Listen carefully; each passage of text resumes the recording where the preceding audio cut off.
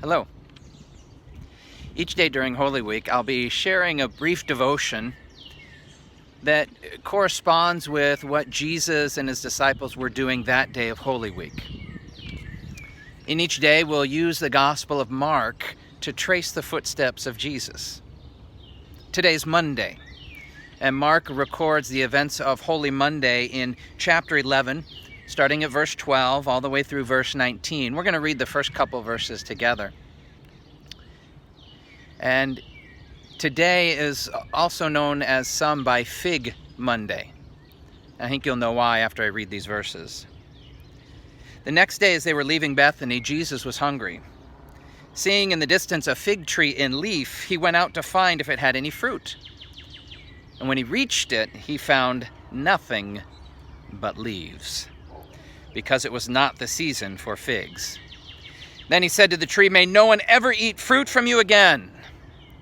And his disciples heard him say it. This is a rather interesting scripture reading. Jesus becoming angry at this fig tree that has no fruit. But why? What is it that made him so mad? Especially when you consider that this time of year, fig trees weren't supposed to have any fruit. It would have been unusual for him to find fruit on a fig tree. So why is he so angry? It's because the fig tree is described as being in leaf. You see, a fig tree in leaf was supposed to have fruit. When it doesn't have fruit, it's not in leaf. And so from a distance, all Jesus could see was the leaves, like on some of the foliage behind me. But when he got up close, there was no fruit there. But there should have been. And really, Jesus is not being angry at fig trees or teaching us about agriculture. But he's calling out the people he's going to meet in Jerusalem later that day. People who on the outside look like they got it all together. Life is good. I'm living right. I'm being a good person. But on the inside, they're a mess. They're broken. And they're far away from God. Sometimes we call it living as a hypocrite. Jesus is calling us out. Because we all live like that, don't we?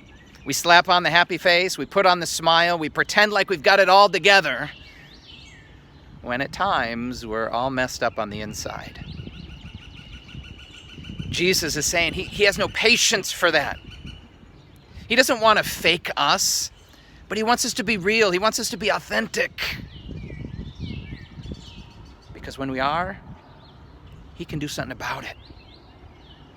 That's why he's in Jerusalem.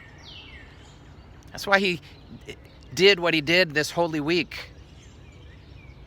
To fix what's going on inside. It doesn't have to be perfect. It doesn't have to be just right. But when it comes to our relationship with God, we just need to be real. So I encourage you this week. Be real. Be authentic. Reflect on what's there on the inside. And bring that to God. Let Jesus do the rest. He'll take care of it. God bless.